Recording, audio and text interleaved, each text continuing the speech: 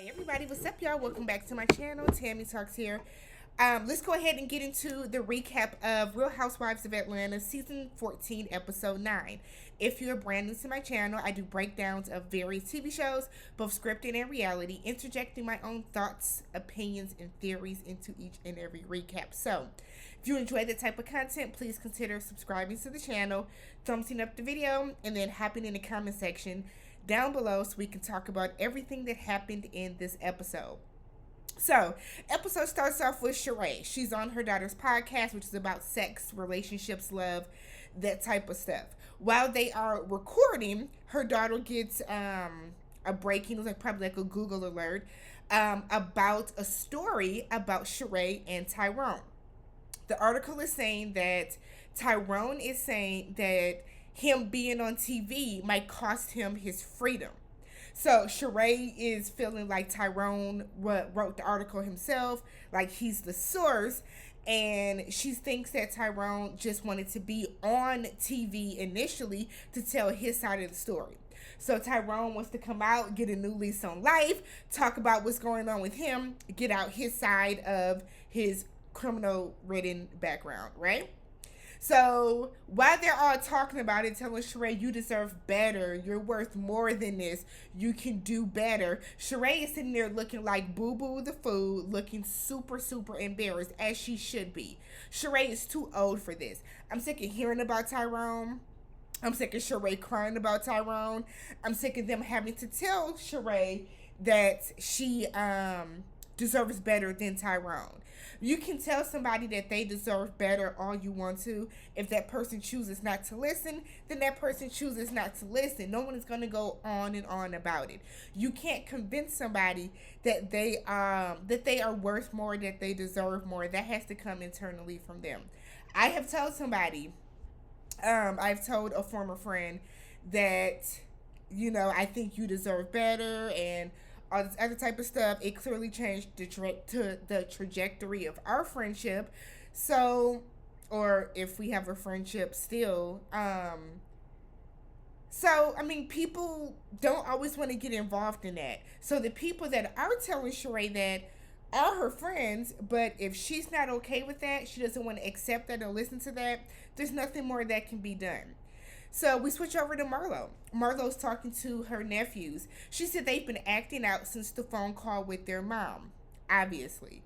So she's asking them, do they think that they might need therapy, that they want to talk to someone? Do you miss your mom? How do you feel about what's going on? Why are you acting out at school? Why are you talking to the teachers like that? Like, what is going on? They both say they're perfectly fine, but they got this big ass teddy bear that one of them done cut the neck, cut into the neck. It's cotton popping out. There's something that's going on. Marlo should have been put those boys into some type of therapy, into some type of counseling, even if it's just very casual, with the three of them sitting around and just talking about something or something like that. But Marlo should have put that into play initially and not waited until now when things are kind of going, might be going left with their mother. She tells them at the end of the day, she wants them to do what they are supposed to do at school. Nothing more and nothing less.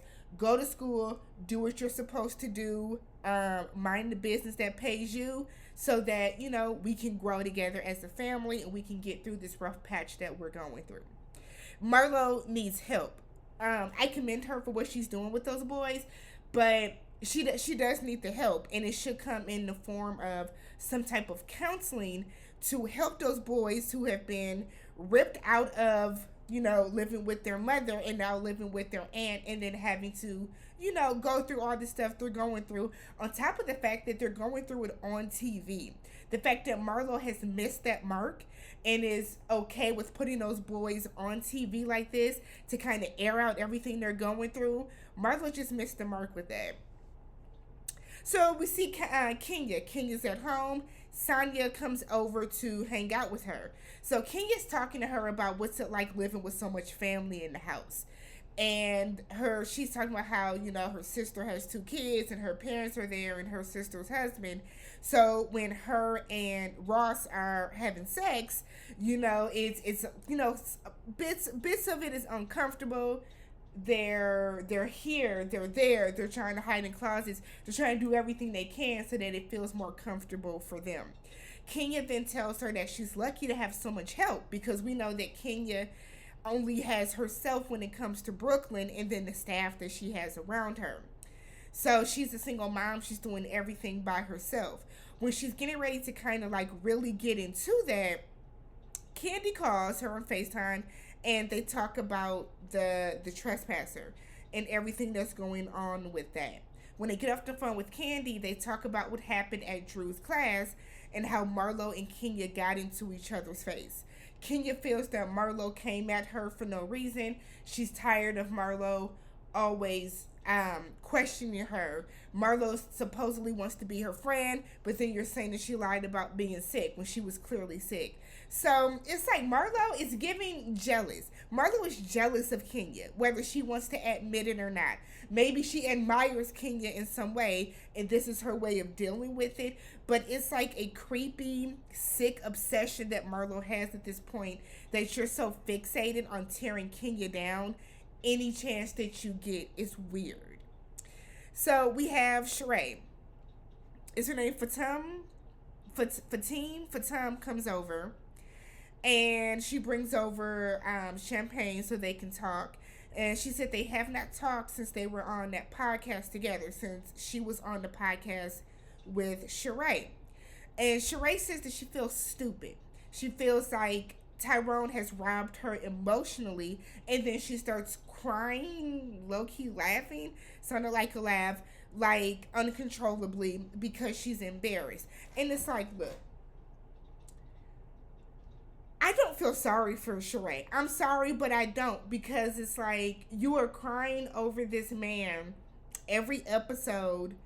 You're taking it out on everybody but him.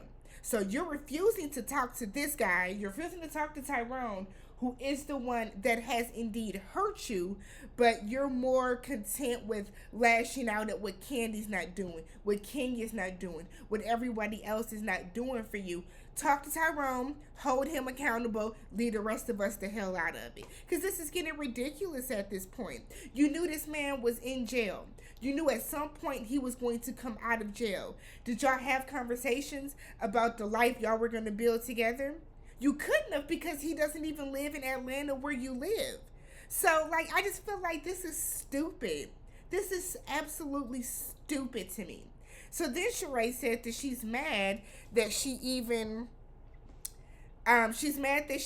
allowed herself to date someone that she deems is to date somebody that she deems is beneath her and not even on her level. But see, everybody's been telling you that, Charade, and you didn't want to accept that. You didn't want to acknowledge that. You felt that everybody was hating on you and all this other type of stuff. This is not news. So the fact that you want to walk into the other room and cry now about it, girl, bye.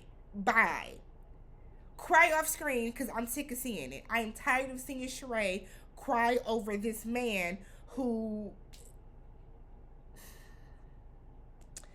So then we have Drew. Drew's getting a pedicure with her mom. She said that Ralph is writing a book about being a stepdad, and she sees the irony in that because he still has not adopted her son. We know that Drew has her oldest son is by a different man. She doesn't understand why. I mean, she said on one hand she gets why Ralph has not done that, because Ralph feels that it's like a level of respect. He doesn't want to get into, he doesn't want to overstep on Josiah's toes, because that is his son. But on the other hand, Drew was like, we haven't seen, or heard from his father in forever. So I know that can always be kind of weird when there is like a blended family type of situation, but I kind of feel like, Drew, like, how are you writing this book about being a step parent, but then in turn, you have not even adopted my son, even though he now has your last name. It's weird.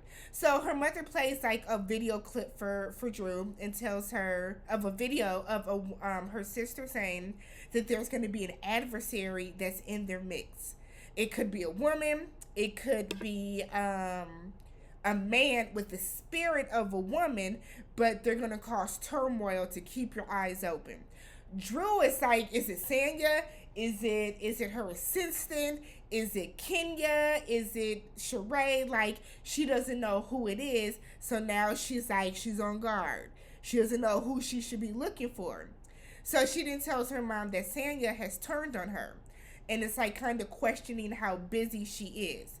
Her mom is like, what type of friend group is this? We would all like to know. Marlo's out looking for furniture for her house.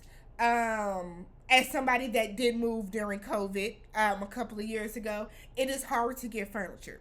So Marlo knows that even though her house won't be done for about 12 to 14 months, it might take even longer to get furniture. Furniture is really still on back order, to my understanding, because of like the production costs. You know, so much stuff is halted because of different you know, things that are stepping in the way of production being what am I trying to say? Production is halted for so many different manufacturers because of some of the effects of COVID still. So she has Charade and Sanya come to help her, and Sanya's just bouncing around, just hanging out with everybody but Drew. It's like, what is Sanya's goal with this show? It can't be to get no new fans, because like, you're not really doing well with the fan base. But Charade says that she wants to have a pajama party sleepover with everybody. And that means that everybody is invited. Marlo says that she feels like she was double teamed when it came to Kenya, because Kenya was acting like two different people. She feels that, you know, her and Kenya have been back and forth for years, which they have. And she is like, Kenya has never come at her in that way. So she then asks, was she taking like weight loss pills, because she definitely isn't herself. And it's like, Marlo. So then Sanya tells her that that Kenya feels attacked because of the way that Marlo was constantly coming for her. She then asks her, is there a way that you can have disagreements and talk without constantly going below the belt? Marlo said no. She doesn't know how to do that. She then said that Kenya always has a case of can't take, where Kenya can dish it out, but she can't take it back. And Marlo, I feel like you're the one that can't take, because anytime somebody says the slightest thing to you, you go straight for the jugular. It's like Marlo wants all the attention on her at all times. So anytime somebody else, mainly Kenya, if people are like, oh, this is great, Kenya, and people are feeling Kenya and people are liking Kenya in that moment because of Marlo's jealousy for her, she can't like see past that, and it like infuriates her. It's a very weird dynamic, and I'm sorry, but it's giving single white female to me in like to some degree. So Marlo then talks about the boys, her nephews, and she's telling Charade how she took her up on her referral from her therapist, and she's thinking about taking the boys to talk to somebody because she kicked them out. And everybody was like, so she said she kicked the boys out because of some of the things they've been doing. They've been acting out. They washed a bunch of clothes and I guess just put them back in the bedroom, just kind of on the floor. She took one of their laptops. I think she said she took William's laptop because punishment. He went in her room and took it back. Michael punched a hole in the wall. But then Marlo said something that was so out of line, where she said now she wonders if they're going to go in her room and take things and sell.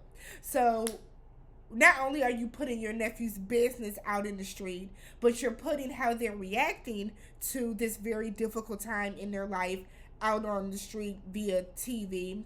But you're now going to talk about the after effects of it, and then accuse them of possibly stealing from you and selling your stuff for money. Marlo, what the fuck? Like, imagine how those boys feel today, July 10th, watching this and seeing you accuse or seeing you suspect that they might take something out of your house and sell it. So she says she sent them to live with her sister, who has 4 small boys. Because that's the best place for them. Kick them out of the life that they have been with you for what, at least a year or so, and let's go ahead and put the boys over here with four toddlers. She said that she needs a break from them. Charade in her confessional says that she's never taken a break from her kids, no matter how bad she needed one, because parents don't get to take breaks.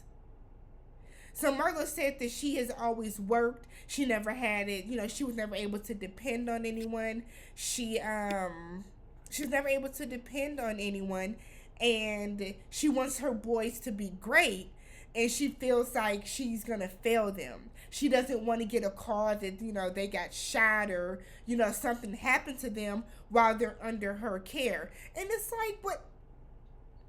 I'm not gonna judge. But she said that she sent them to live with her younger sister for 30 days, and she's hoping that after this 30 days, there'll be some type of shift and change in them that'll make them, kind of realize how great they have it.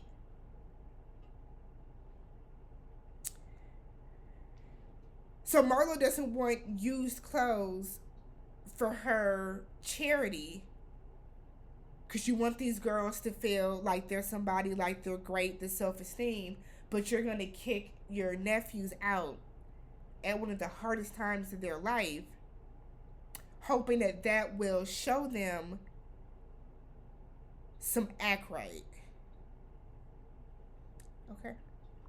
So we get to Cherise's party. It is a nude in color, or nude in theme too, pajama sleepover. So all the ladies are arriving. They're all dressed in different little nude outfits, pajama sets and everything. And they're asking who's all coming. Drew didn't RSVP, so Charade she doesn't know if she's coming. She thought they were good, but she didn't know. While they're sitting there talking, Fathom said she did a background check on Drew. Well, she said her friend, did a background check on Drew and said that her and Ralph have 12 different aliases. And one of Ralph's aliases is the name Danielle. Now, this is where I have an issue with Fathom. She said she feels like Drew came at her all the way wrong at Brooklyn's birthday party. No, you came at her wrong, because she was having a conversation with Charade about the assistant being messy, and you decided to interject and say he's the one that's made up the rumor or said the rumor about her husband being gay, right? You made that into something that it didn't need to be. And the fact that Fathom is refusing to see her part in this and acknowledge that she's the one that really started this bullshit with Drew is annoying. On top of the fact that her hair is so absolutely frizzy and looks like she is in complete chaos all up and through here, girl, bye. Fathom got on my damn nerves. I don't know if she was vying for a peach, but so I think it's weird. I think it's weird that you get into an argument once with somebody on some bullshit that you stirred up and that you caused, and your reaction to that is, I'm going to do a background check on her and find out what dirt I can throw at her. What? So Drew then comes in with the same MCM pajamas on that Charade had. Kenya is calling Marlo Sasquatch and a lace front. They're going to be painting life models. The models eventually get naked. Lisa Wu, OG, comes to the party. And I was like, wow, I ain't seen Lisa Wu since... What was that other show that Lisa Wu was on? Lisa Wu was on something else. Was it Hollywood Divas? Lisa Wu was on some other show, but I haven't seen Lisa Wu in a while. But Lisa came in hot and heavy. Lisa clearly wants back on the show the way that she was acting tonight. So Drew, while they're all sitting around painting, Drew confronts Sonya about the comment that she made to Ralph about being busy. Saya backpedals, moonwalks, does everything but hold herself accountable. She said that she didn't mean it to be shady. I'm sorry, but if you tell somebody, I mean, y'all pretend to be busy, y'all claim y'all busy, we don't know how busy y'all really are. It's like, Saya, do you like Drew or not? Or do you see Drew as the easy target for you to try to stay on the show?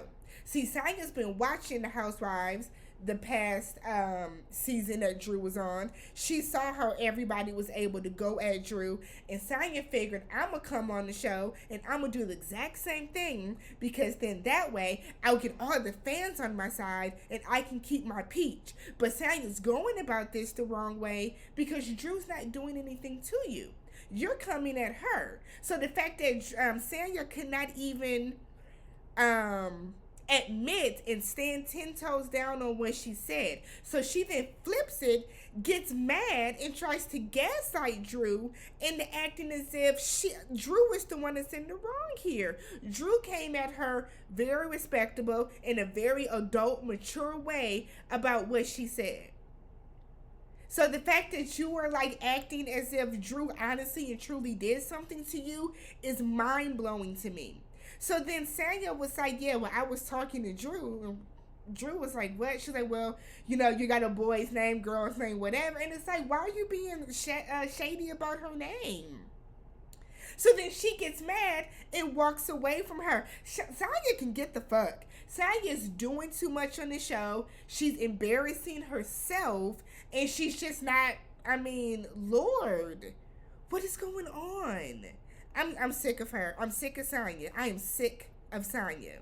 And this reality TV is such a true testament of you seeing people that you respected, that you adored, and then they get on a reality show and it's like, oh, that's thunder. You get on a reality show and it's like, oh, that person is really not who I thought they were. And that's the vibe that Saya gives me. So Marlo and Candy are like in the bathroom talking. I guess they both were in the bathroom at some point. And Marlo, they come out, they go over to the side to talk. And Marlo tells Candy that she kicked the boys out. She says that she feels that she's not as strong as she always portrays to be. And she's losing sight of herself. She's drinking more. She's crying more. She's doing all these different things that has her completely out of character. So she had to take the time to herself so that she can get herself back right, because she doesn't want to do anything to further, like, deter these boys, like, progress in life, whatever the case. So Candy tells them, like, you know, kicking them out isn't going to help the situation, which I agree. Candy then says in her confessional that when Marlo took this responsibility, she should have understood and had the understanding that her feelings now come second. When you take on the responsibility of raising these boys and being their guardian, their feelings come before yours in this case. So if you are drinking more, if you're doing whatever, then while they're at school, while they're off doing whatever they, you know, hanging out with friends, do you take that time to get yourself together? Use that time to book therapy sessions. Use that time to go to the spa, to do retail therapy. Whatever you have to do to help yourself. But kicking these boys out because you can't deal with it, I feel like that's trash. I honestly do. So Candy assures her that, you know, she'll get through it. You know, she just has to kind of relax, you know, believe more in yourself, that, you know, you want to help these boys. You'll get through this, but I don't know. So Kenya's drunk. Kenya was eating that lobster just with her hand. Kenya is enjoying the night, right? So Candy is Drew was like, well, let's address the elephant in the room with Marlo and Candy. Candy said that they had to talk over to the side. Things make more sense now. She like fully now understands why Marlo was kind of, you know, why they were having the issues they were having with each other. Kenya's drunk ass wants to do a yes girl every time somebody says something positive. They decide, let's go around the room. You know, let's do a round robin and we'll all say something very positive. So Drew starts it off and says that she gets along with almost everybody at the table. The camera pans to Sanya, and Sanya looks like she has an attitude. I don't know what you're mad for. You don't get along with her. So why would you be upset by that statement? Y'all don't get along. I can't stand people. What is Sanya's zodiac sign? She got to be a Gemini, because that heifer is like, she's bipolar when it comes to Drew. I can't stand people that do stuff like that, and then when it's like out in the open, they want to be offended and look like mystified and hurt. So Lisa Wu then goes on a drunken tirade talking about how not waiting for an apology and moving forward, because when you wait for an apology, you allow yourself to be a victim. Truer words have never been spoken to me. When I tell you, I took just that statement of stop waiting for people to apologize to you. Wow. Like, resonated in my life, and I feel like Lisa was trying to really spit some game, drunken or not, aggressive or not. She was trying to, just make a statement. Sanya kept trying to cut her off. So Lisa cussed her ass out. And Sanya was like, well, you're doing too much talking. Pot, meat, kettle. You're doing the same thing that you say you don't want Drew to do to you. I'm telling you, Sanya really feels like everybody is beneath her because she's the Olympic gold medalist. Bitch, we are not on the track. Now, if we're on the track, then you can talk all that shit. But that's not going to fly when you're in the room with all these other women. And I feel like Sanya can't handle strong personalities, which is why you see how quickly she backed down from Lisa. But if that had been Drew doing that, she would have been getting loud and trying to doing the accent slipping out and all this other stuff. Get it together, Sanya. Get it together. So Lisa was really going in. Lisa want that peach back, okay? Lisa said, look, Andy, look at me. Big red arrow. Lisa want to be back on the show. So Kenya then tells Drew that Fathom did a background check on her. And Drew was like, the fuck? Which is, I feel like, what anybody would have done. So Drew said that Fathom said she did a background check on her, and that one of Ralph's aliases popped up as Danielle. Drew said Danielle is my assistant. So I think what ends up happening is, and I used to work in collections, so when you skip trace people, different names come up that people are associated with. Sometimes, you can do like a white page search on people, and that type of stuff will come up. And I think sometimes that stuff kind of gets jumbled in as an alias. Or Ralph is putting Danielle's name on different paperworks and different things. Like they mentioned, like I think Kenya said it, people do that when they don't have good credit. So I think that's how that went over. Is that a scam? Absolutely. But do I think that do I think that Ralph is trying to like impersonate a woman like people on Twitter were saying? Nah, that I don't believe. So Fathom and Drew start going back and forth, and Drew calls her a drunk, and it's like, girl, you look crazy. Again, your hair is like out to here. You're talking about how you're gonna do another background check on her. You seem unstable as fuck, to be real. So Kenya then talks about people being drunk and demonstrates how people fall out when they're drunk. Somebody get Kenya some milk. While Kenya is like, she seems like a fun drunk. It's like, what's going on? I know Kenya says she does not drink much, but I was like, this is wild. So then they have this like incense that Fathom brought. She calls coochie incense. And it's really used to like ward the bad energy away. So while they're doing that, Drew, who is, very into church, calls it witchcraft and like doesn't want to have anything to do with it. So then they're all standing around having this moment of, kumbaya-esque type energy. And everybody's having a moment. And then Marlo has to kill the groove as always and mentions Kenya's wig. Kenya asks, was her wig straight or something like that? And it was like a fun joke. Marlo has to go the extra step, and it's like, yeah, because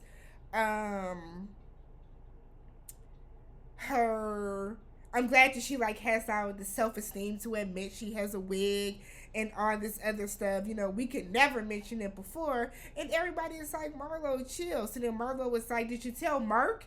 Did you have that self-esteem with Mark? And it's like, Marlo is such a miserable, disgusting person. You can just tell the jealousy that she has for Kenya, the like I don't even it's hard to explain the low levels that Marlo is willing to go to tear this woman down that is literally not doing anything to you in this moment. She is literally drunk, having fun, smiling, laughing, and you're so bothered by just her presence. If Marlo is going through some shit, then you need to go deal with it on your own. But taking it out on other people and then liking to use the excuse that, oh, I'm going through something, that shit don't fly. Going through stuff and all the other type of stuff that people like to use does not give you license to be rude, disgusting, or bitchy towards other people. But Marlo said that they're going to take a road trip. I forgot what she said, to Blue Ridge. They're going to take a road trip, and then that's going to be the next trip.